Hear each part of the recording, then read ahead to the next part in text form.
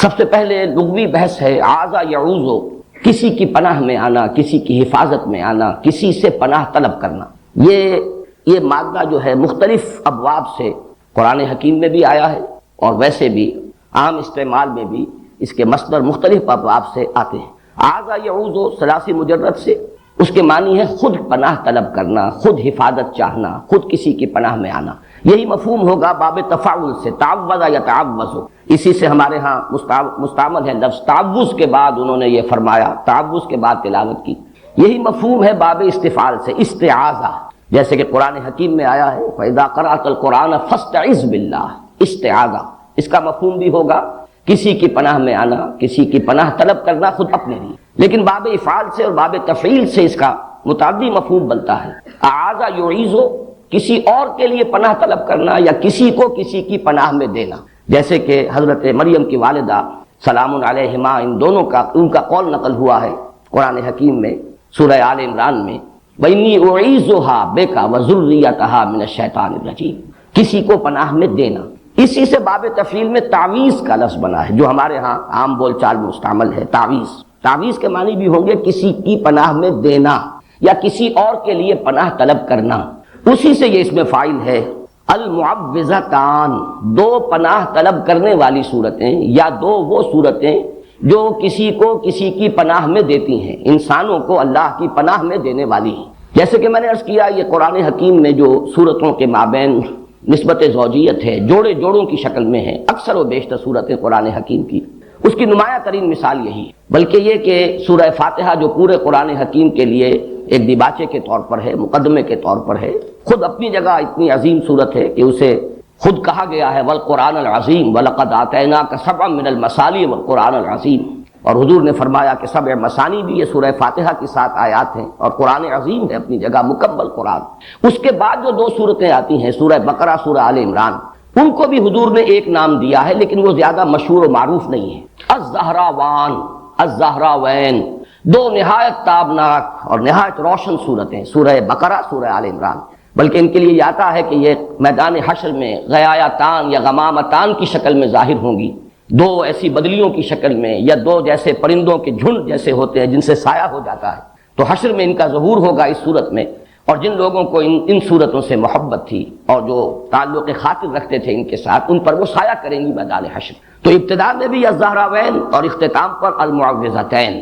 باقی یہ کہ جوڑے ہونے کی نسبت قرآن حکیم میں بعض مقامات پر بہت نمایاں ہے، بعض مقامات پر قدر خفی ہے، یہاں پر وہ نسبت بہت نمایاں ہے۔ ایک تو یہ کہ ایک ہی مضمون ہے، صاف نظر آ رہا ہے تعوذ، تعویذ۔ پھر یہ کہ اس کو جو تقسیم کیا گیا ہے اس کے اعتبار سے ہمیں یہ نظر آتا ہے کہ یہ کوئی الٹپ تقسیم نہیں ہے، بلکہ بڑی حکیمانہ تقسیم۔ یہ ایک مضمون کو مکمل کرنا ہے دو حصوں میں، اور صحیح تر تمثیل ہوگی کہ یہ ایک تصویر کے دو رخ ہیں۔ انسان پر کچھ آفات وہ ہیں جو خارج سے اس پر وارد ہوتی ہیں، اثر انداز ہوتی ہیں، ان سے پناہ طلب کرنے کی تلقین ہے سورۃ الفلق میں۔ قل اعوذ برب الفلق من شر ما خلق ومن شر غاسق اذا وقب ومن شر النفاثات فی العقد ومن شر حاسد اذا حسد۔ اور ایک مصیبت وہ ہے جو خود انسان کے اپنے اندر سے ہو کر اس پر اثر انداز ہوتی ہے، وہ وسوسہ۔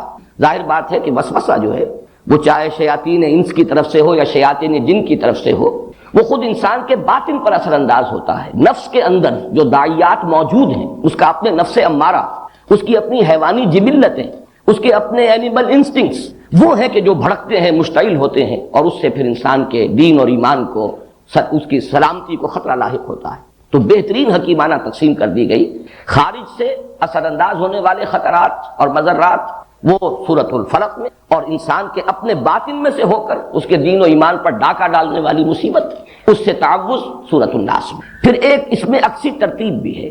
سورۃ الفلق میں آپ دیکھیں گے کہ مستعاذ بہی، جس کی پناہ طلب کی جا رہی ہے، وہ صرف ایک آیت میں آیا قل اعوذ برب الفلق، جبکہ مستعاذ من ہو اس کے لیے 4 آیتیں ہیں، اور شر کے لفظ کی گردان اب شروع ہوئی ہے، من شر ما خلق ومن شر غاسق اذا وقب ومن شر النفاثات فی العقد ومن شر حاسد اذا حسد۔ اس کے برعکس ریسیپروکل نسبت ہے، یہ عکسی ترتیب ہے۔ سورۃ الناس میں 3 آیتیں ہیں کہ جن میں مستعاذ بہی قل اعوذ برب الناس ملک الناس الہ الناس، اور مستعاذ منہ صرف ایک ہے، اگرچہ آیات 3 ہیں لیکن شر کا لفظ ایک ہی مرتبہ آیا ہے۔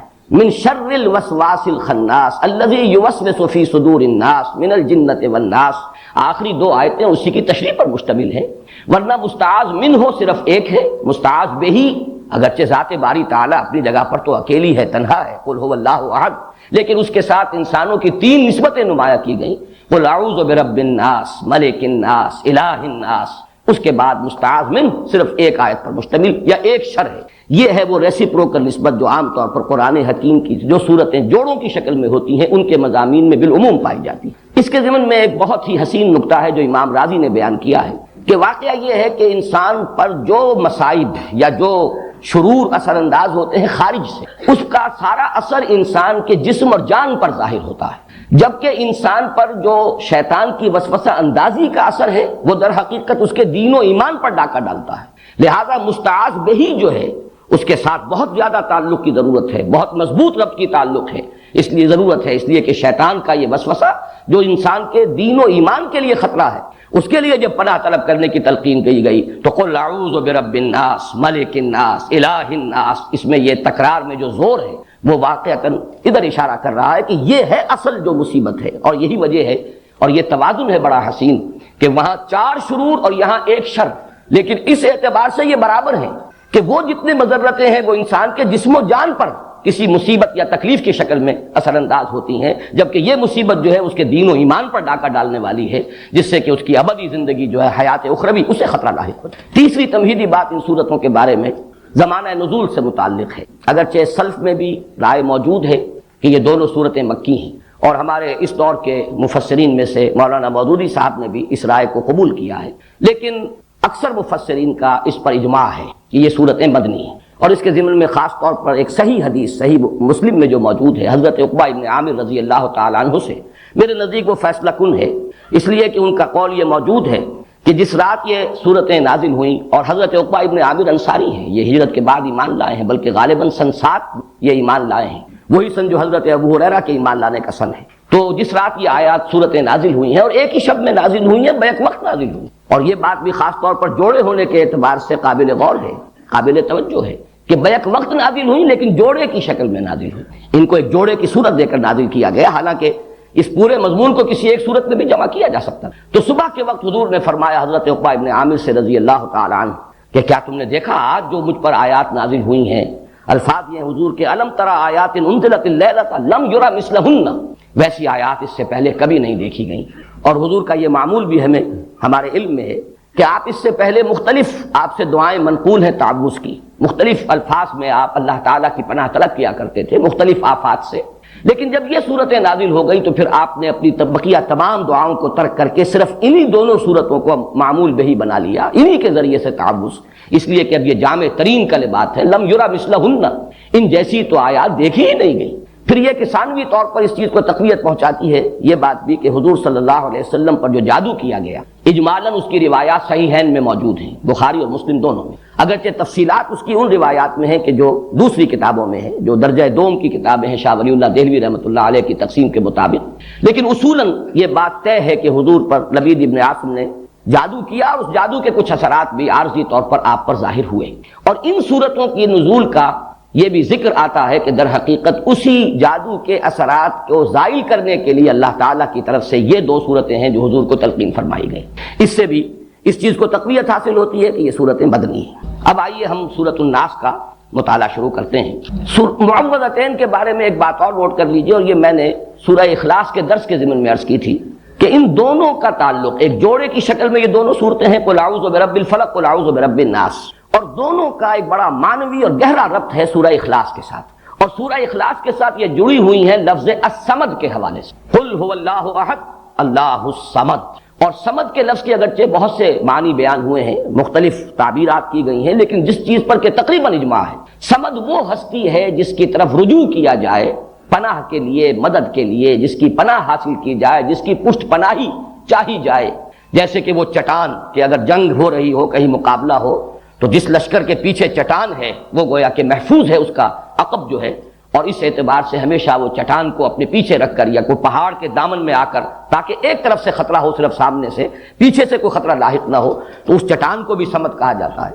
بڑے بڑے سردار جو ہوتے تھے انہیں صمد کہتا تھا۔ اور یہ لفظ وہ ہے جو قرآن حکیم میں صرف ایک مرتبہ آیا، قل هو اللہ احد اللہ الصمد۔ تو یہ جو اللہ تعالیٰ کی ذات کی شان ہے کہ اسی کی پناہ طلب کی جا سکتی ہے، تمام آفات سماویہ ہوں، ارضیہ ہوں، خارجی ہوں، باطنی ہوں، نفسانی ہوں یا یہ کہ مادی ہوں، ان سب سے جس ہستی کی پناہ طلب کی جانی چاہیے یا کی جا سکتی ہے، یا جو ہستی کے پناہ دے سکتی ہے، وہ صرف ایک ہے اور وہ اللہ ہے۔ قل هو اللہ احد اللہ الصمد۔ اس حوالے سے یہ پناہ طلب کرنے کی تلقین اس ذات سے جو صمد ہے اپنی شان میں، اس سے پناہ طلب کرو کن کلمات سے؟ قل اعوذ برب الفلق الی آخر السورہ، قل اعوذ برب الناس الی آخر السورہ۔ تو گویا کہ یہ دونوں صورتیں آپس میں جوڑے ہونے کی حیثیت رکھتی ہیں، اور پھر دونوں کی دونوں منسلک ہیں سورہ اخلاص سے اور اس کے خاص طور پر لفظ الصمد سے۔ یہی وجہ ہے کہ حضور صلی اللہ علیہ وسلم کا جو معمول ہمیں معلوم ہوتا ہے مختلف روایات سے، اور یہ بھی صحیحین کی روایات بھی ہیں، کہ آپ رات کو سونے سے قبل اپنی دونوں ہتھیلیوں کو جوڑ لیتے تھے اور ان پر یہ 3 صورتیں آپ تلاوت کر کے پھونکتے تھے، سورہ اخلاص اور معوذتین، اور پھر اپنے دونوں ہاتھوں کو جسم پر پھیر لیتے تھے جہاں جہاں تک بھی وہ ہاتھ پہنچ سکے۔ اور یہ آپ کا ایسا مستقل معمول تھا کہ نبی اکرم صلی اللہ علیہ وسلم جب بیمار ہوئے مرض وفات میں، اور جب آپ کی نقاہت بہت بڑھ گئی، پھر یہی عمل حضرت عائشہ کرتی رہیں رضی اللہ تعالیٰ عنہ، حضور کے ہاتھ اپنے ہاتھ میں لے کر اور اس پر وہ پڑھ کر پھونکا، اور پھر حضور کے ہاتھوں کو اپنے ہاتھوں کے ذریعے سے ہاتھ پکڑ کر حضور کا، اور وہ آپ کے پورے جسم پر جیسے آپ کا معمول تھا آپ پھیرتی تھی۔ اس میں یہ تینوں صورتیں حضور نے جمع کی، اور بعض روایات میں لفظ بھی آتا ہے معوذات۔ یہ تینوں مل کر بھی در حقیقت ایک مضمون کی چونکہ تکمیل کر رہی ہیں۔ تو میں نے ایک لفظ جو ہے جو حضرات مستقلاً میرے اس درس میں شریک رہے انہیں معلوم ہے کہ 6 سوروں کی میں نے ایک اصطلاح ہے وہ اس کو عام کیا ہے کہ قرآن حکیم میں بعض جگہوں پر ایسا ہے کہ 2 صورتیں جوڑوں کی شکل میں ہے اور پھر ایک صورت ان کے ساتھ منسلک ہے، وہ ایک ضمیمے کے طور پر ہے، یا یہ کہ اس سے پہلے وہ آئی ہے اور وہ پریزائڈنگ پوزیشن میں ہے اور جوڑا اس کے ساتھ منسلک ہے۔ اور اس طریقے سے متعدد مقامات پر قرآن حکیم میں یہ 6 سورے یعنی 3 صورتوں کے سب گروپس وجود میں آئے۔ یہی معاملہ اس سے پہلے 6 سورے کا ہے، قل یا ایھا الکافرون منفرد مزاج کی صورت ہے، اور اس کے ساتھ منسلک ہے سورۃ النصر اور سورۃ اللہب۔ یہ دونوں در حقیقت اس پیشن گوئی پر مشتمل ہیں کہ فتح آ کر رہے گی، محمد کا مشن کامل ہو کر رہے گا صلی اللہ علیہ وسلم، کفر کی قوت ٹوٹ کر رہے گی، اور اس کا سب سے بڑا نمایاں چونکہ وہاں فرد ابو لہب تھا، اس کے ہاتھ ٹوٹ کر رہیں گے، وہ تباہ و برباد ہو کر رہے گا۔ یہ دونوں صورتیں در حقیقت ایک ہی مضمون کے 2 پہلوؤں کو بیان کر رہی ہیں۔ مدد آئے گی اور مشن کی تکمیل ہوگی، اور وہ وقت آئے گا کہ لوگ جوک در جوک اور فوج در فوج اللہ کے دین میں داخل ہوں گے۔ اسی مضمون کا گویا کہ عکس ہے، کفر کی طاقت ٹوٹ کر رہے گی، ابو لہب کے ہاتھ جو ہے برباد ہو کر رہیں گے۔ یہ دونوں صورتیں جڑی ہوئی ہیں کس سے؟ جس میں اعلان برات کیا گیا، قل یا ایھا الکافرون لا اعبد ما تعبدون ولا انتم عابدون ما اعبد ولا انا عابد ما عبدتم ولا انتم عابدون ما اعبد لکم دینکم ولی دین۔ تو اس طرح پر قرآن حکیم کے یہ آخری 6 صورتیں 2 سوروں کی شکل میں، سورہ کافرون اور ان کے ساتھ جوڑا سورۃ النصر، سورۃ اللہب، سورہ اخلاص اور اس کے ساتھ جوڑا معوذتین۔ اور اسی سے بات سمجھ میں آئے گی کہ ان دونوں 6 سوروں کے جو ابتدائی صورتیں ہیں جو پریزائڈنگ پوزیشن میں ہے دونوں 6 سوروں میں، ان کے درمیان بڑا گہرا ربط ہے۔ میں نے مثال بھی دی تھی، آج بھی عرض کر رہا ہوں کہ اگر 2 ٹرائنگلز آپ بنائیں اپنے سامنے ہی کاغذ پر، جن میں سے ایک کے اوپر سورہ کافرون اور نیچے کے دونوں زاویے جہاں ہیں وہاں سورۃ النصر اور سورۃ اللہب، اور دوسری ٹرائنگل کے اوپر سورہ اخلاص اور نیچے سورہ فلق اور سورۃ الناس، اب آپ دیکھیں گے کہ یہ دونوں جو ٹاپ پر ہے سورہ کافرون اور سورہ اخلاص، یہ ایک دوسرے کے قریب آ جائیں گی، ان کا براہ راست ایک ربط و تعلق ہوگا۔ اور یہی ربط و تعلق ہمارے سامنے آتا ہے حضور کے معمولات میں۔ فجر کی 2 سنتوں میں سورہ کافرون اور سورہ اخلاص، یہ آپ کا ایک مستقل معاملہ ہے۔ اسی طریقے سے طواف کی 2 رکعتیں، پہلی رکعت میں سورہ کافرون، دوسری میں سورۃ اخلاص۔ معلوم ہوا کہ ان دونوں میں بڑا گہرا ربط ہے۔ پھر یہ کہ سورہ اخلاص کو جہاں کہا گیا ثلث قرآن کہ یہ 1/3 قرآن کے مساوی ہے، وہاں سورہ کافرون کو فرمایا گیا ربع قرآن، یہ بھی 1/4 قرآن کے مساوی ہے۔ تو ان دونوں صورتوں کی عظمت اور ان کا جو باہمی قرب اور مناسبت ہے وہ ان 6 سوروں کی ترتیب کو اگر سامنے رکھا جائے تو بہت نمایاں ہو جائے۔ اب آئیے، قل اعوذ برب الناس ملک الناس الہ الناس، یہ ہے مستعاذ بہ، جس کے ذریعے سے استعاذہ کیا جا رہا ہے، جس کی پناہ طلب کی جا رہی ہے، یا جس کی پناہ طلب کرنے کی تلقین کی جا رہی ہے۔ قل کے لفظ کو شامل کیجئے، کہو میں پناہ میں آتا ہوں، میں پناہ طلب کرتا ہوں لوگوں کے رب، لوگوں کے بادشاہ کی، لوگوں کے الہ اور معبود کی، یہ جو تین الفاظ آئے ہیں اور ہم ان تینوں آیات پر ایک ہی وحدت کی حیثیت سے غور کریں گے، اس لیے کہ یہ مستعاذ بہی ہے، جس کی پناہ طلب کی جا رہی ہے، جس کی حفاظت چاہی جا رہی ہے۔ ان میں سب سے پہلے، جیسا کہ میں نے اپنے آخری درس میں عرض بھی کیا تھا، سورہ اخلاص کا جب ہم مطالعہ کر رہے تھے کہ اگرچہ اس سے پہلے درس کے دوران لفظ اللہ جو ہے، اللہ کا یہ نام بے شمار مرتبہ آیا ہے، لیکن شروع میں اس کی وضاحت کی تھی، اللہ کی لغوی بحث، اس کا مادہ کیا ہے، اس کے مفاہیم کیا ہیں، یا پھر میں نے سورہ اخلاص میں آ کر ان باتوں کو دہرایا ہے۔ اور میں نے عرض کیا تھا کہ لفظ رب کا جہاں تک تعلق ہے اس پر انشاءاللہ گفتگو ہوگی سورۃ الناس میں، حالانکہ یہ لفظ سورۃ الفلق میں بھی آ چکا ہے، قل اعوذ برب الفلق قل اعوذ برب الناس۔ آج میں چاہتا ہوں کہ اس لفظ کی بھی لغوی بحث، اور اس میں ایک اشکال ہے، وہ اشکال ہے کہ جس میں میں بھی بہت عرصے تک مبتلا رہا ہوں، اس لیے کہ عام طور پر اس لفظ کا ترجمہ کیا جاتا ہے پالن ہار، پروردگار، پرورش کرنے والا، درجہ بدرجہ ترقی دینے والا۔ حالانکہ یہ لفظ جب آتا ہے قرآن مجید میں، جیسے کہ سورہ بنی اسرائیل میں آیا ہے وَقُلْ رَبِّ ارْحَمْهُمَا كَمَا رَبَّيَانِي صَغِيرًا، اب یہ ربیانی یہ تربیت سے بنا ہے، باب تفعیل ہے، تربیہ۔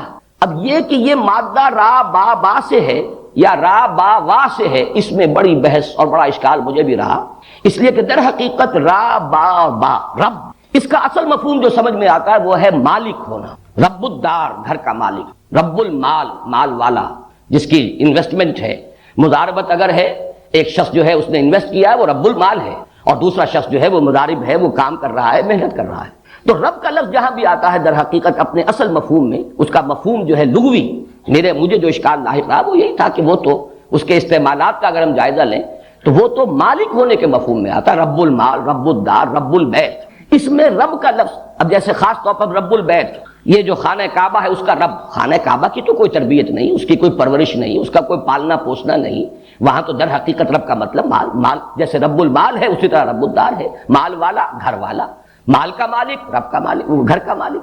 لیکن یہ کہ یہ لفظ جو ہے، اب میں نے اس پر جب مزید غور کیا تو متعدد الفاظ ایسے ہیں کہ جس میں یہ را با با جس طریقے سے ہے، اسی طرح شین قاف قاف شق، دال سین سین دس، اس سے جب باب تفعیل میں مصدر بنتے ہیں، جیسے کہ وہاں پر شق سے جو شین قاف یا، یہ بھی مادہ ہے، شین قاف یا کا مادہ ہے جس کا مفہوم آتا ہے نامراد ہونا، شقاوت، شقی جو نامراد ہے، ناکام ہے۔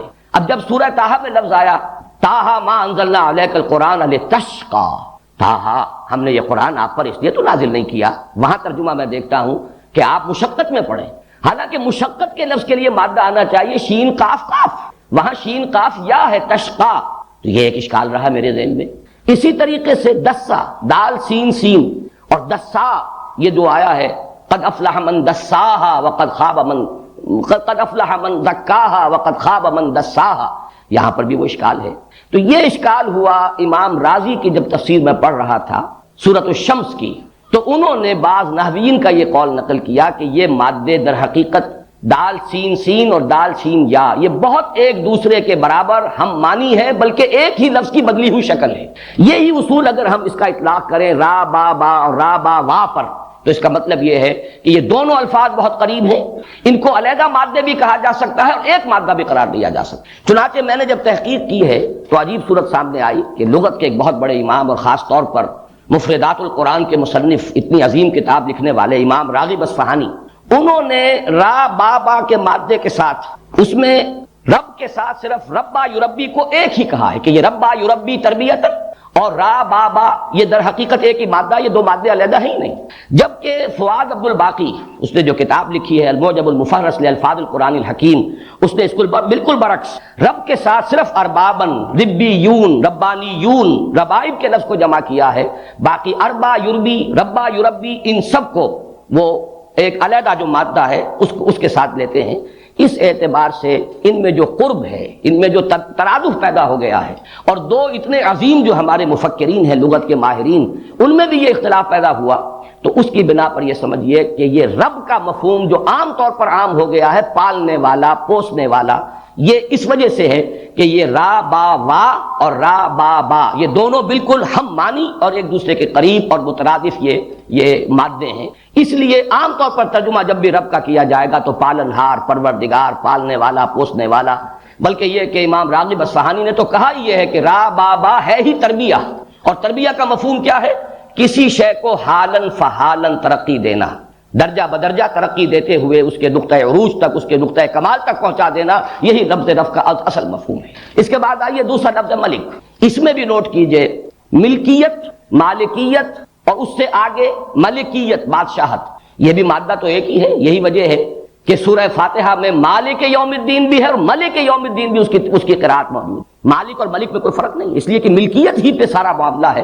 جو شے میری ملکیت ہے اس کا مطلب یہ ہے کہ میں اس میں حق تصرف رکھتا ہوں، جو چاہوں اس کے ساتھ معاملہ کروں، اور یہی حق تصرف ایک اجتماعی سطح پر آ کر بادشاہت کا تصور جو ہے اس کو جنم دیتا ہے۔ بادشاہ جو ہے، جیسے کہ فرعون کا قول نقل ہوا قرآن حکیم میں، الیس لی ملک مصر، کیا مصر کی بادشاہی میرے لیے نہیں؟ وَهَذِهِ الْأَنْهَارُ تَجْرِي مِن تَحْتِي، اور یہ جو دریا ہیں یا جو نہریں بہ رہی ہیں وہ میرے نظم کے تحت، میرے کنٹرول میں۔ آج کی اصطلاح میں ہم کہہ سکتے ہیں کہ جس کو چاہوں موگا دوں، جس کو چاہوں نہ دوں، جس کے لیے چاہوں موگا جو ہے اس کے پانی کے لیے میں اس کے میں اضافہ کر دوں، اور جس کے لیے چاہوں اس کے اندر کمی کر دوں، یہ میرا اختیار ہے۔ تو در حقیقت ملکیت، مالکیت اور ملکیت یہ ایک ہی مادے کی مختلف شکلیں ہیں، اس لیے کہ جو شخص کسی شے کا مالک ہو، جو ہستی، وہی در حقیقت اس کی بادشاہ ہے، اس کو اس کے اندر اختیار حاصل ہے تصرف کا کہ جس طرح چاہے تصرف کرے۔ کیا یہاں کچھ دریوں کا انتظام نہیں کیا تھا؟ کچھ لوگ کھڑے ہوئے ہیں، مجھے تو آپ حضرات آگے آ جائیے، چاہے یہاں بیٹھ جائیں جب تک دریا نہیں آ رہی، لیکن کھڑے رہنا تو درست نہیں ہے۔ تیسرا لفظ جو ہے الہ، اس پر جیسا کہ میں نے عرض کیا ہے، میں سورہ اخلاص کے درس کے ضمن میں تفصیلاً عرض کر چکا ہوں۔ اب میں چاہتا ہوں کہ ان تینوں الفاظ کے حوالے سے حکمت قرآنی کا جو ایک بہت بڑا خزانہ ہے اور قیمتی موتی ہے، اس کی طرف ہم توجہ کریں۔ ان تینوں الفاظ میں جو نسبت ہے، رب اور ربوبیت، ملک اور ملکیت، اور پھر اس کے ساتھ الہ، اگر اس کا آپ جائزہ لیں گے تو انسان کے ذہنی ارتقاء کے یہ تین منزلیں ہیں کہ جن کی نشاندہی ان تین الفاظ کے ذریعے سے ہوتی۔ بچپن میں جبکہ ابھی انسان کو، بچے کو کسی اور شے کا احساس نہیں سوائے اس کے کہ اس کی احتیاجات ہیں، بھوک لگتی ہے، اس کی کوئی اور ضرورت ہے جو پوری ہونی چاہیے، یا اس سے آگے بڑھ کر کچھ حفاظت ہے جو اسے درکار ہے، مطلوب ہے، اور اس کا یہ تصور اس سے آگے دنیا سے اسے کوئی سروکار نہیں ہے، اس کی ساری بحث اسی سے ہے۔ بھوک لگی ہے، دودھ ملنا چاہیے، اور جو بھی اس کا ساز و سامان فراہم کر دے وہی اس کا منعم ہے، وہی محسن ہے۔ لہذا یہ ربوبیت کا سارا تصور بچپن میں جو والدین کی ذات کے ساتھ منسلک ہے، والدین کے ساتھ ہی اس کا بچے کا ذہنی رشتہ ہوتا ہے، اس لیے کہ اسے اس سے زیادہ اس دنیا سے ابھی کوئی اور سروکار ہے ہی نہیں۔ اسے تو اپنی احتیاج، اپنی ضروریات، جو بھی زندگی کے بنیادی لوازمات ہیں، بس اس کے اپنے اندر سے ایک تقاضا ابھرتا ہے، اور جو بھی اس تقاضے کو پورا کر دے وہ اس کا منعم ہے، وہی اس کا محسن ہے، اور یوں کہا جا سکتا ہے لفظی اعتبار سے وہ اس کا رب ہے۔ اس سے ذرا آگے انسانی شعور ترقی کرتا ہے، آپ خود جائزہ لیں گے اور اپنے ماضی میں جھانکیں گے تو نظر آئے گا کہ پھر ایک ملکیت کا تصور پیدا ہوتا ہے۔ ذرا سا بچہ بڑا ہو جائے، یہ میرا کھلونا ہے، یا میرا کھلونا ہے، کسی اور کو ہاتھ لگانے کا حق حاصل نہیں ہے۔ میں دوں تو ٹھیک ہے، مجھے اختیار ہے کہ میں دوں، اس کھلونے سے کسی اور کو کھیلنے کی اجازت دوں تو صحیح ہے، لیکن میری مرضی کے بغیر کوئی اس کھلونے کو ہاتھ نہیں لگا سکتا۔ یہاں سے اب وہ ملکیت اس سے آگے بڑھے گی تو وہ گھر کی ملکیت بھی ہے، اور بھی جو بھی انسان کے اندر، اور ملکیت کے ساتھ اس کے اندر تصرف کا اختیار مطلق، جو میں چاہوں میں اس کے ساتھ کر سکتا ہوں، جس کو چاہوں دوں اور جس کو چاہوں روک دوں کہ وہ اس سے نہ کھیلے۔ لیکن واقعہ یہ ہے کہ جب انسان کا شعور پختہ ہوتا ہے، نفسیاتی پختگی، میں اس کو وہ جسمانی پختگی اور جسمانی بلوغت سے علیحدہ کر کے کہہ رہا ہوں۔ جسمانی بلوغت تو ہو جاتی ہے انسان کی 14-15 سال پر، لیکن نفسیاتی بلوغت، اب اس کے اندر ایک اور تقاضا ابھرتا ہے، اور وہ تقاضا یہ ہے کوئی محبوب ہو، کوئی مطلوب ہو، کوئی مقصود ہو، کوئی نسب العین ہو، کوئی آدرش ہو، کسی شے کے لیے جیوں، کسی شے کے لیے مروں۔ زندگی محض زندہ رہنے کے لیے نہیں، زندگی برائے زندگی نہیں، بلکہ زندگی کسی نسب العین کے لیے ہو، زندگی کسی مقصود کے لیے ہو، مطلوب کے لیے ہو۔ یہ ہے در حقیقت انسان کی فطرت کی پیاس، جبکہ انسان کا شعور اور اس کی اپنے اندر کی نفسیاتی کیفیت جب بلوغ کو پہنچتی ہے تو ایک محبوب، یا اسی کے لیے ایک لفظ اور استعمال کیجئے، ایک زمانے میں ایک عربی نظم پڑھی تھی بڑی پیاری، اب تک اس کا نقش ہے، اور وہ یہ کہ فتش لقلبک عن رفیق، اپنے لیے کوئی ساتھی تلاش کرو۔ انسان کے اندر ایک جذبہ ابھرتا ہے، اگرچہ یہ کہ جیسے کہ حضور صلی اللہ علیہ وسلم کا بھی جو آخری الفاظ آپ کی زبان مبارک سے ادا ہوئے ہیں آپ کے انتقال سے کے عین وقت، ان میں بھی یہی لفظ آیا ہے، اللہم فی الرفیق الاعلی، رفیق اعلی، بس اب اسی کی طرف مراجعت ہے۔ اب تو پروردگار تیرا ہی قرب درکار ہے، بس وہی، اب یعنی گویا کہ دنیا سے، جیسے کہ روایات میں آتا ہے کہ حضور نے فرمایا تھا کہ انبیاء کو ایک اختیار دیا جاتا ہے، جب موت کا وقت آتا ہے ان کا اس دنیا سے نقل مکانی کا، تو وہ انہیں ایک اختیار دیا جاتا ہے، چاہیں تو ابھی اور رہیں اور چاہیں تو آپ براجعت اختیار کر لیں۔ آپ کا مشن مکمل ہوا، آپ کی بات جس حد تک مطلوب تھی ہو چکی، اب آپ چاہیں تو رہیے مزید اور چاہیں تو واپس تشریف لے آئیے۔ اس وقت کی در حقیقت اسی کا جواب ہے اللہم فی الرفیق الاعلی۔ تو یہ رفیق جو ہے فتش لقلبک عن رفیق وتجول وحدک فی القفار کمسافر یبغی الدیار لکنہ فقد السبیل افما لقلبک من مسیرک من دلیل۔ کوئی محبوب، کوئی جسے وہ چاہے، جس سے محبت کرے، جس کے لیے ایثار کرے، جس کے لیے قربانی کرے، جس کے لیے جیے، جس کے لیے مرے، یہ کوئی ہستی، یہ در حقیقت فطرت انسانی کی پکار ہے۔ اسی کے لیے الفاظ استعمال ہوں گے آدرش، نصب العین۔ جو انسان اللہ تک نہیں پہنچ پاتے وہ کوئی وطن کو اپنا آدرش بناتا ہے، نصب العین بناتا ہے، وطن کے لیے جیتا ہے، وطن کے لیے مرتا ہے۔ کوئی کسی نظریے کو، کسی تصور کو، ایک تصور کے حسن مبہم پر ساری ہستی لٹائی جاتی ہے۔ کوئی تصور ہے، کوئی عزم ہے، لوگوں نے اشتراکیت کے لیے جانیں دی ہیں، لوگوں نے اپنے وطن پر جانوں کو قربان کیا ہے، لوگوں نے کسی اور شے کی عظمت کے لیے سب کچھ تج دیا۔ یہ در حقیقت انسان کی فطرت کی وہ پکار ہے کہ کوئی محبوب، کوئی مطلوب، کوئی مقصود، کوئی نصب العین، کوئی آدرش۔ یہ تین اگر سٹیجز آپ کے ذہن میں رہیں انسان کے نفسیاتی، ذہنی، فکری ارتقاء کی، کہ سب سے پہلی منزل ہے میری ضروریات، مجھے کھانے کو چاہیے، مجھے پینے کو چاہیے، مجھے رہنے کو چاہیے، مجھے کسی کی حفاظت چاہیے، مجھے کسی کی مدد اور نصرت کی ضرورت ہے، کوئی روزی رساں، کوئی مشکل کشا، کوئی پشت پناہ، کوئی حمایتی، یہ ہے سب سے پہلا۔ اس کے بعد دوسری سٹیج ہے ملکیت، جسے قرآن مجید میں دوسرے مقام پر یوں تعبیر کیا گیا ہے اعلموا انما الحیات الدنیا لعب ولہو وزینۃ وتفاخر بینکم۔ اب یہ جو فخر کا مرحلہ آتا ہے، میں، میری جائیداد، میرے اموال، میری اولاد، تکاثر فی الاموال والاولاد، یہ سارا معاملہ وہ ہے جس میں میری ملکیت، میرا ساز و سامان، میرا اختیار، یہ ملکیت، ملکیت، یہ دوسرا تصور ہے، ملکیت۔ اور تیسرا جو ہے کوئی آدرش، کوئی نصب العین، کوئی محبوب، کوئی مطلوب۔ بالکل اسی ترتیب سے یہ تین الفاظ آئے ہیں۔ اصل میں انسان کے عقل کی پختگی، یہ تو میں نے انسان کی نفسیاتی ارتقاء کے مراحل بیان کیے۔ عقل کی پختگی کیا ہے؟ انسان پہچان لے کہ اگرچہ میری ضروریات زندگی بے شمار سلسلوں سے ہو کر آ رہی ہیں، سورج کی تمازت بھی ہے جس سے فصلیں پکتی ہیں، یہ ہوائیں چلتی ہیں، بارشیں برستی ہیں، پانی ہے اس کے بغیر کوئی سوال ہی نہیں، بارش نہ برسے تو فصل نہیں ہوگی، فصل نہیں ہوگی تو کھانے کو کچھ نہیں ملے گا۔ یہ سارا سلسلہ اسباب اپنی جگہ پر ہے، لیکن عقل ایک ہی چھلانگ میں پھر پہنچتی ہے مسبب الاسباب پر، کہ یہ سارا سلسلہ اسباب کسی ایک ہستی کی گرفت میں ہے۔ رب وہی ہے۔ والدین کی ربوبیت کا تصور جو بالکل بچپن میں ہوتا ہے آغاز میں، اس سے ابھر کر پھر یہ تصور جب آتا ہے رب الناس، کل کائنات کا، بلکہ یہ کہ اب سورہ فاتحہ کی پہلی آیت سامنے لائیے الحمدللہ رب العالمین، اور ہر جگہ آپ نوٹ کریں گے قرآن حکیم میں کہ ہر جگہ پر یہ رب کا لفظ جو ہے یہ سب سے پہلے لایا گیا ہے۔ سورہ بقرہ کی جو تیسرے رکوع کی پہلی آیت ہے، یا ایھا الناس اعبدوا ربکم الذی خلقکم، اے لوگو بندگی کرو اپنے اس رب کی جس نے تمہیں پیدا کیا۔ بلکہ پہلی آیات جو نازل ہوئی اقرا بسم ربک الذی خلق، پڑھو اپنے اس رب کے نام سے جس نے پیدا کیا۔ اس لیے کہ در حقیقت ربوبیت ہی کا تصور ذہن انسانی کے اندر سب سے پہلے آنے والا تصور ہے، بالکل عہد طفولیت میں اپنی احتیاج کا تصور، اپنی ضرورتوں کا تصور۔ لیکن یہ کہ عقل جو ہے اس تمام سلسلہ اسباب کو تو سائنس نے کھنگالا ہے۔ ہمیں معلوم ہے کہ کس طریقے سے سورج کی تمازت سے بخارات جاتے ہیں اور وہ بارش بنتے ہیں، پھر وہ زمین پر آتے ہیں، ہوائیں چلتی ہیں، کہاں سے کہاں بادلوں کو لے جاتی ہیں، پھر یہ کہ فصلیں جب ابھرتی ہیں تو پکتی ہیں سورج کی تمازت سے، یہ سب کچھ معلوم۔ لیکن جسے اس سے اگلی بات بھی معلوم ہو گئی کہ یہ پورا سلسلہ اسباب اللہ تعالیٰ کے قبضہ قدرت میں ہے، وہ گویا کہ اس نتیجے پر پہنچا کہ رب الناس اور رب العالمین وہی ہے اللہ، الحمدللہ رب العالمین۔ اسی طرح یہ میری میز اور یہ میری کرسی اور یہ میرا کھلونا اور یہ میرا مکان اور میرا سامان اور میرا ملک، میرا قبیلہ، میری قوم، میرا اختیار، میری حکومت، الیس لی ملک مصر، یہ سب کچھ ہے۔ لیکن یہ کہ انسان کے عقل کی رسائی جو ہے اگر ہو جائے حقیقت تک تو ملک الناس، بادشاہ حقیقی اللہ، یہ جس کے پاس بھی کوئی اختیار ہے وہ صرف ظاہری ہے، یا تو ہم کہیں گے ظاہری ہے۔ جب ہم کہتے ہیں لا حول ولا قوت الا باللہ، بظاہر مجھے محسوس ہو رہا ہے کہ یہ مجھے نقصان پہنچا سکتا ہے، یہ اس وقت گن لے کر میرے سامنے کھڑا ہے، نشانہ بھی لے لیا ہے، میری جان گویا کہ اس کے قبضہ قدرت میں آ گئی ہے، ذرا سی انگلی کی حرکت جو ہے اس سے میری جان یہ لے لے گا۔ یہ سب کچھ دیکھ کر بھی انسان جب کہتا ہے لا حول ولا قوت الا باللہ، لا مؤثر فی الحقیقت الا اللہ، لا فاعل فی الحقیقت الا اللہ، تو معلوم ہوا کہ اختیار مطلق تو اللہ کا ہے۔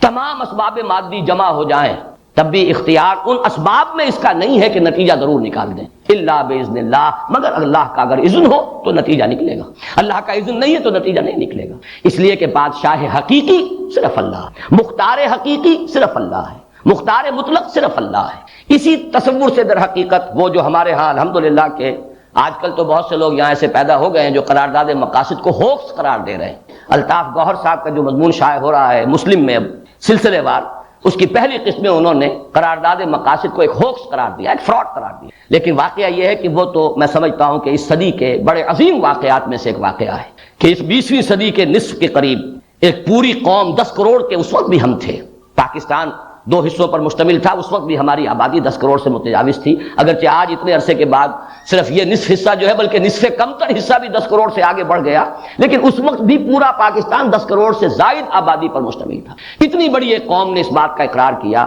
کہ بادشاہ حقیقی اللہ ہے، حاکمیت صرف اس، ملک شہنشاہ الملک القدوس صرف اللہ ہے، اور جو بھی اختیار ہمارے پاس ہے وہ ڈیلیگیٹڈ ہے، وہ اس کا عطا کردہ ہے، ہمارا ذاتی نہیں ہے، اور ہم اس اختیار کو استعمال کرنے کے مجاز ہیں صرف اسی کی طے کردہ حدود کے اندر۔ کسی قوم کی کانسٹیٹیوشنل اسمبلی جو اس کی گویا کہ یوں سمجھیے کہ اجتماعی زبان ہے، اس زبان سے ان الفاظ کا نکلنا یہ وہی ہے کلمہ لا الہ الا اللہ، اور وہی ہے در حقیقت یہ دوسرا تصور کہ جو یہاں دیا گیا وہ رب الناس بھی ہے اور ملک الناس بھی ہے، بادشاہ بھی۔ اسی لفظ کے حوالے سے ہمارے دین کا وہ تصور مستحکم ہوتا ہے کہ یہ مذہب نہیں دین ہے، اس میں علیحدہ نہیں ہے معاملہ حکومت کا اور سیاست کا اور نظام کا، یہ صرف عبادات اور پوجا پاٹ کا اور صرف چند رسومات کا مجموعہ نہیں ہے کہ عقائد اور رسومات ہوں، بلکہ یہ کہ اس کا ایک سیاسی نظام ہے، اسی سیاسی نظام کے لیے عنوان خلافت ہے، انسان کے لیے خلافت ہے، حاکمیت نہیں ہے، انسان کے لیے امانت ہے، ملکیت نہیں ہے۔ اور میں نے ان دونوں الفاظ کو جوڑ دیا تھا لغوی بحث میں، ملکیت اور ملکیت، حاکمیت اور ملکیت، یہ دونوں لازم و ملزوم ہے، مادہ ایک ہی ہے، مالک یوم الدین بھی ہے، ملک یوم الدین بھی ہے۔ تو در حقیقت اللہ تعالیٰ ہی مالک حقیقی ہے، اللہ تعالیٰ ہی حاکم حقیقی ہے، ملک الناس وہ لوگوں کا بادشاہ ہے، مالک حقیقی بھی ملک حقیقی بھی، یعنی انسانوں کے لیے حاکمیت نہیں خلافت ہے، انسانوں کے لیے ملکیت نہیں امانت ہے۔ این امانت چند روزہ دست ماست، در حقیقت مالک ہر شے خداست۔ یہ دوسری بات ہے کہ ہم ملکیت کے اس فریب کے اندر مبتلا ہو جاتے ہیں، وہ جو ہلدی کی گانٹھ مل گئی ہے اور اسے لے کر ہم سمجھتے ہیں کہ پنساری بن گئے ہیں، ہم سمجھتے ہیں میری شے اور میری ملکیت اور میری جائیداد اور میرا مکان اور میرا محل اور میری یہ اور میری وہ، یہ سوائے ایک فریب کے کچھ نہیں۔ این امانت چند روزہ دست ماست، در حقیقت مالک ہر شے خداست، اور سروری زیبا فقط اس ذات بے ہمتا کو ہے، حکمراں ہے ایک وہی باقی بتانے حاضری۔ یہ دوسرا لفظ ہوا ملک الناس۔ اب آیا ہے وہ لفظ جس پر تفصیلی بحث میں کر چکا ہوں سورہ اخلاص کے درس میں، الہ الناس، مطلوب حقیقی وہی، معبود حقیقی وہی، محبوب حقیقی وہی، مقصود اصلی وہی، لا مقصود الا اللہ، لا محبوب الا اللہ، جینا ہے تو اس کے لیے، مرنا ہے تو اس کے لیے۔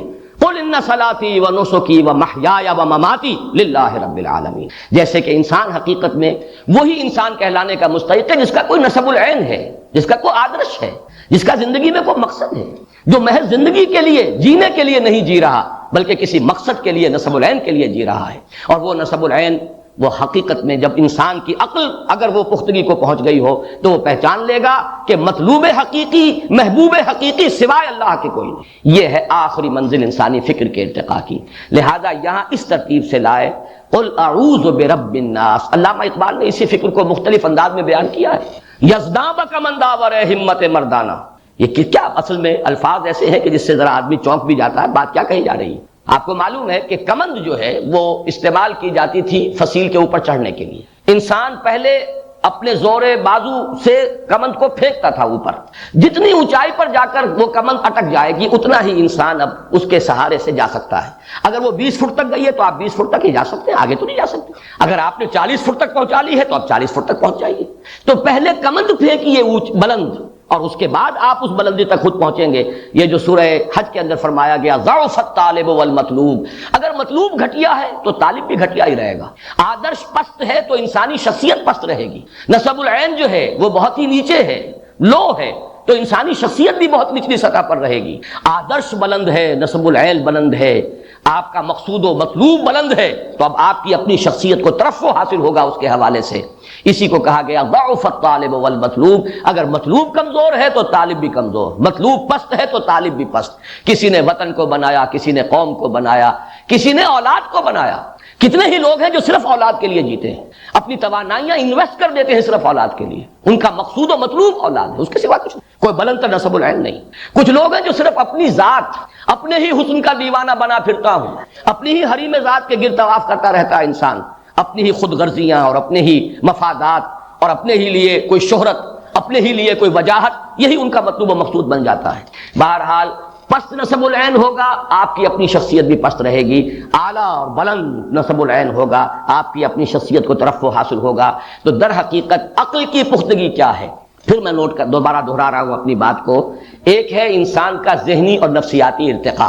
ابتدائی تصور احتیاجات اور ضرورتیں، اس کے بعد تصور ملکیت، ملکیت، اختیار، اور اس سے اوپر مقصود، مطلوب، محبوب. اور انسان کے فکر کی پختگی، انسان کی عقل کی جو رسائی ہونی چاہیے حقیقت کبریٰ تک، اس کا مظہر کیا ہے؟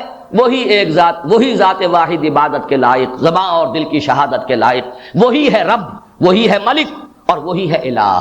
قل اعوذ برب الناس ملک الناس الہ الناس. یہ تو ہوا مستعاذ بہی. اب آئیے مستعاذ من. ایک بات اور میں نوٹ کرا دوں، یہ جو 6 سورہ ہے، سورہ اخلاص، سورہ فلق، سورۃ الناس، ان میں آپ نے یہ بات دیکھی ہوگی کہ سورہ اخلاص کی بھی اس کی عظمت کا اصل راز پہلی 2 آیات میں. بقیہ 2 آیات میں جو مضامین آئے ہیں وہ آپ کو قرآن مجید میں تکرار کے ساتھ ملیں گے. لم یلد ولم یولد، لم یتخذ ولدا، یہ آپ کو سورہ بنی اسرائیل میں مل جائے گا. اس کی کوئی اولاد نہیں، نہ وہ جنا گیا نہ اس نے جنا. یہ مضمون قرآن مجید میں بتکرار و یاد آیا ہے. لم یکن لہ کفوا احد، لیس کمثلہ شیء، اس کی سی مثال کسی کوئی اور شے ہے ہی نہیں. وہی بات ہے. باقی یہ کہ بار بار جو آتا ہے قرآن مجید میں، جہاں سے کہ ہم توحید فی صفات کو اخذ کرتے ہیں، وہ وہی مضمون ہے، لم یکن لہ کفوا احد. البتہ ابتدائی 2 آیات جو ہے قل هو اللہ احد، اس لیے کہ یہ لفظ ایک صفت کے طور پر قرآن مجید میں ویسے بھی عربی زبان میں اس کا استعمال ہے ہی نہیں. عام طور پر اس کا استعمال ہوتا ہے نفی میں، کوئی نہیں، گھر میں کوئی نہیں، کوئی بھی نہیں ہے. لا یشرک فی حکمہ احد، اللہ اپنے حکم میں، اپنے اختیار میں کسی کو شریک نہیں کرتا، صرف نفی کے لیے. مثبت طور پر ایک صفت کے طور پر یہ عربی زبان میں مستعمل نہیں ہے سوائے اللہ کی ذات کے. خود قرآن حکیم میں بھی صرف اسی مقام پر آیا ہے، قل هو اللہ احد. اور اللہ الصمد، یہ تو میں پہلے عرض کر چکا ہوں کہ یہ الصمد کا لفظ تو قرآن مجید میں آیا ہی صرف ایک بار. ان دونوں میں اصل عظمت کا راز پنہا ہے سورہ اخلاص کا، اور وہ میں تفصیل سے سورہ اخلاص کے ضمن میں عرض کر چکا ہوں. اس طرح سورہ فلق میں پہلی 2 آیتیں ہی ہیں اصل میں اس کی عظمت والی. باقی یہ کہ بقیہ 3 آیتیں من شر ما خلق کی شرح ہے، اس لیے کہ اور جو بھی کچھ ہے، کوئی حسد کرنے والا ہے، کوئی رات کی تاریکی کے اندر نقصان پہنچانے والا ہے، کوئی کسی اور اعتبار سے نقصان پہنچانے والا ہے، من شر ما خلق پوری ہو چکی ہے. بقیہ 3 آیات کے اندر اس کی شرح ہے. من شر النفاثات ومن شر غاسق ومن شر حاسد. اصل میں تو قل اعوذ برب الفلق، اور اس لفظ فرق کے حوالے سے پچھلی مرتبہ میں عرض کر چکا ہوں کہ آج تک سائنس جہاں پہنچی ہے، دی بگ بینگ، یہ فلق کے لفظ کے اندر وہ پورا تصور موجود ہے. پھٹنا، ایک دھماکہ ہوا. اب تک تو یہ تصور رہا ہے، نیوٹونین جو فزکس تھی اس کا تو تصور یہ تھا کہ یہ کائنات شاید ہمیشہ سے چلی آ رہی ہے اور ہمیشہ چلتی جائے گی. لیکن یہ کہ آج تقریباً اجماع ہے، موسٹ ریسنٹ جو اس وقت موقف ہے وہ تو یہ ہے کہ نہیں، ایک وقت میں شروع ہوئی ہے، یہ ایک دھماکے کی صورت میں شروع ہوئی ہے. وہ دھماکہ کا جو لفظ ہے، دی بگ بینگ، واقعہ یہ ہے کہ فلق کا مطلب یہ پھٹنا، کسی شے کا پھٹنا، ایکسپلوژن، جو ہمارے اس سورج سے لاکھوں گنا بڑے حجم میں، اور وہ زیرو ہو کر پھر وہ بلیک ہول کی شکل اختیار کر چکے ہیں. اسی طریقے سے یہ بات آج سمجھ میں آ رہی ہے کہ جیسے بگ بینگ سے یہ شروع ہوئی تھی، زیرو ماس لیکن انرجی بے پناہ، اسی طریقے سے یہ بساط لپیٹی بھی جا سکتی ہے. اور قرآن مجید کے الفاظ اس قدر خوبصورت ہیں، یوم نطوی السماء کطی السجل للکتب، جس دن کہ ہم اس آسمانوں کو اس طریقے سے لپیٹ لیں گے جیسے کہ تم کتابوں کے وہ جو اسکرولز ہوتے تھے کسی زمانے میں تومار، انہیں لپیٹ لیا جاتا تھا. چنانچہ یہی تصور ہے کہ یہ جو ایکسپینشن ہو رہی ہے ایک اسپائرل کی فارم میں ہے، جیسے کہ بڑھتا جا رہا ہے دائرہ، پھر جب واپسی ہوگی یہی اسپائرل جو ہے موومنٹ ریورس ڈائریکشن میں ہوگی، اور جہاں ایک زیرو سے شروع ہوئی تھی بات اسی زیرو تک ہی پہنچ سکے. یوم نطوی السماء کطی السجل للکتب. بہرحال سورہ فلق کی بھی ابتدائی 2 آیات اہم ترین ہیں. پھر ما خلق کی شرح ہے، من شر غاسق اذا وقب ومن شر النفاثات فی العقد ومن شر حاسد اذا حسد. اسی طرح نوٹ کر لیجئے سورۃ الناس کے اندر بھی جو اصل حکمت پنہا ہے وہ انہی 3 آیات میں ہے. قل اعوذ برب الناس ملک الناس الہ الناس. خوبصورتی دیکھیے ان دونوں صورتوں میں لفظ اللہ نہیں آیا. لفظ اللہ سورہ اخلاص میں آ چکا، قل هو اللہ احد، اور سورہ اخلاص کے ساتھ یہ دونوں صورتیں معوذتین جو ہیں یہ جڑی ہوئی. یہاں لفظ اللہ نہیں ہے، یہاں اللہ تعالیٰ کی 3 نسبتیں اور اس میں انسان کا ذہنی اور فکری ارتقاء، اس کی نفسیاتی پختگی، اور پھر عقل کی ایک ہی چھلانگ، ایک ہی زقن میں یہ مرحلہ طے ہو جائے. سلسلہ اسباب مسبب کے ہاتھ میں ہے تو رب صرف اللہ ہے. یہ ملکیت، یہ مالکیت، یہ بادشاہت سب خراب ہے، دھوکہ ہے. ملک حقیقی صرف اللہ ہے. اور سارے آدرش، سارے نسب العین، سارے مطلوب، سارے مقصود، سارے محبوب فانی ہیں، پست ہیں. ان میں سے کسی میں نگاہ الجھ گئی تو پھر ضعف الطالب والمطلوب کی شکل بن جائے گی. ایک زقن لگاؤ، یزداں بکمن داور، اپنی کمند فکر کو پھینکو کہ وہ اللہ تعالیٰ کی ذات کے ساتھ جا کر وہ منسلک ہو جائے. اب وہ اس اپنی کمند کے ذریعے سے پہنچو، ذرا اللہ تعالیٰ کی ذات تک پہنچو. منزل ماں کبریاس، کوئی درمیانی شے نہیں. یہ تمام حقیر مقاصد، دولت، شہرت، وجاہت، دنیاوی اختیار، بادشاہت، جیسے کہ کوئی ڈرامہ ہو رہا ہو، جیسے کوئی کھیل ہو. چند دن ایک مداری کھیل دکھاتا ہے، اس کے بعد چلتا بنتا ہے، پھر کوئی اور مداری آ جاتا ہے. سراب ہیں، دھوکے ہیں. یہ سب کے سب یہ ٹرانزٹری چیزیں ہیں، یہ سب فنا کے گھاٹ اتر جانے والی ہیں. ایک ہستی ہے جس کو فرمایا گیا الحی القیوم، وہی ہے معبود برحق، وہی ہے محبوب اصلی، وہی ہے مطلوب حقیقی، وہی ہے مقصود. جیو اس کے لیے، مرو اس کے لیے. قل ان صلاتی ونسکی ومحیای ومماتی للہ رب العالمین. اب آئیے مستعاذ منہ ہو. جیسا کہ میں عرض کر چکا ہوں سورۃ الفلق کے مقابلے میں یہاں یہ کنٹراسٹ ہے. وہاں مستعاذ بہ ہی صرف ایک آیت، قل اعوذ برب الفلق. مستعاذ منہ ہو 4 شر. شر کا لفظ تکرار کے ساتھ آیا، من شر ما خلق ومن شر غاسق اذا وقب ومن شر النفاثات فی العقد ومن شر حاسد اذا حسد. یہاں پر اب شر کا لفظ صرف ایک مرتبہ آ رہا ہے. قل اعوذ برب الناس ملک الناس الہ الناس. 3 آیات مستعاذ بہ پر مشتمل. اور شر جس سے کہ پناہ طلب کی جا رہی ہے، من شر الوسواس الخناس. اب اس پر تھوڑا سا غور کر لینا چاہیے. وسواس کسے کہتے ہیں؟ اتنی پست آواز میں کسی سے کچھ کہنا کہ مفہوم تو وہ سمجھ لے، الفاظ نہ سنے، یہ ہے وسوسے کا اصل مفہوم. الفاظ سنائی نہ دے، مفہوم منتقل ہو جائے. یہی جس طرح لفظ وحی ہے، اسی لیے لیوحون، یہ شیاطین جن و انس کے لیے بھی یہ لفظ آیا ہے. یوحی بعضهم الی بعض زخرف القول غرورا. یہ شیاطین جن و انس جو ہے ایک دوسرے کو وحی کرتے رہتے ہیں. تو لفظ وحی اور وسوسے میں بہت قرب ہے. وحی بھی ہے الاعلام بالسر والخفاء، بڑے خفیہ انداز میں خاموشی سے کوئی بات کسی کے دل میں منتقل کر دینا، دل میں اتار دینا، کوئی بات بتا دینا، سمجھا دینا. یہ وحی اسی لیے آنکھ سے اشارہ کیا جائے تو اس کے لیے بھی لفظ وحی ہے، عربی ادب کے اندر استعمال ہوا ہے. اسی طریقے سے وسوسہ، کسی کے اندر کوئی خیال، کوئی جذبہ منتقل کر دینا بغیر اس کے کہ کوئی بات سننے میں آئے. کوئی کلام جو ہے وہ سماعت کے مرحلے سے گزرے، اس کے بغیر کوئی چیز، کوئی خیال، کوئی جذبہ کسی کے اندر پیدا ہو جائے، ابھر جائے، مشتعل ہو جائے، یہ وسوسہ.